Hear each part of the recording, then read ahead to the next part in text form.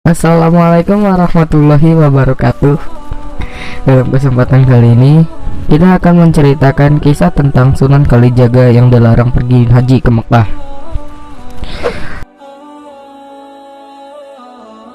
Semua umat Islam pasti memiliki keinginan untuk berkunjung ke rumah Allah, Baitullah Ka'bah di Mekah, untuk menunaikan rukun Islam kelima, haji, berkunjung ke kuburan Rasulullah di Madinah, dan nampak tilas situs-situs bersejarah Islam lainnya.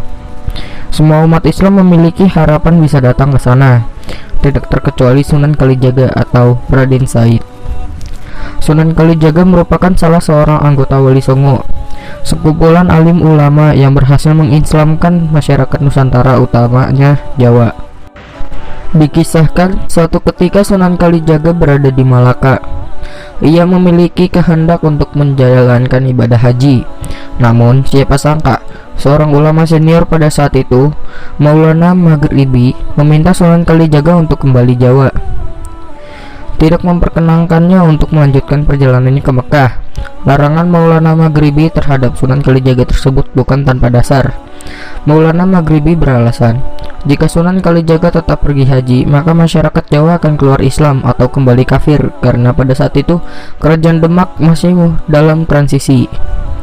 Runtuhnya kerajaan Majapahit menyebabkan kekacauan dan kerusuhan di mana-mana. Lebih dari itu, Maulana Maghribi juga berkata kepada Sunan Kalijaga, kalau Makkah atau rumah Allah yang asli itu ada di dalam diri sendiri, sementara Baitullah Ka'bah yang ada di Makkah itu hanyalah batu peninggalan Nabi Ibrahim. Dengan demikian, ibadah haji bukan hanya sekedar perjalanan fisik ke Mekah, akan tetapi ibadah haji adalah ibadah metafisik atau spiritual. Seorang akan sampai di Mekah sejati manakala mereka sanggup menjalani kematian dalam kehidupan dan bisa membebaskan diri dari belenggu hawa nafsu. Demikian kisah dalam suluk Wijil yang diceritakan buku Sunan Kalijaga, Mistik dan Makrifat. Versi lain dikisahkan bahwa yang melarang Sunan Kalijaga berhaji adalah Nabi Khidir alaihissalam. Ketika Sunan Kalijaga berada di tengah laut dalam sebuah perjalanan menuju ke Mekah, tiba-tiba Nabi Khidir alaihissalam menghentikannya.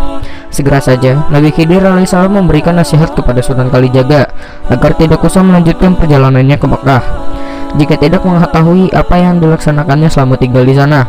Kisah Sunan Kalijaga di atas memberikan banyak pengajaran bagi kita. Salah satunya adalah lebih memprioritaskan problematika umat.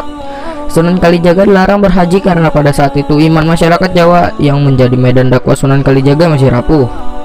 Sementara kalau kita tarik hari ini, persoalan umat tidak pada ranah iman lagi-lagi, tapi kemiskinan, kebodohan, pengangguran, dan lainnya adalah sesuatu yang tidak benar jika ada seseorang yang menunaikan ibadah haji dan umroh di Mekah, sementara umatnya, tetangganya, dan saudaranya masih dalam keadaan yang memprihatinkan.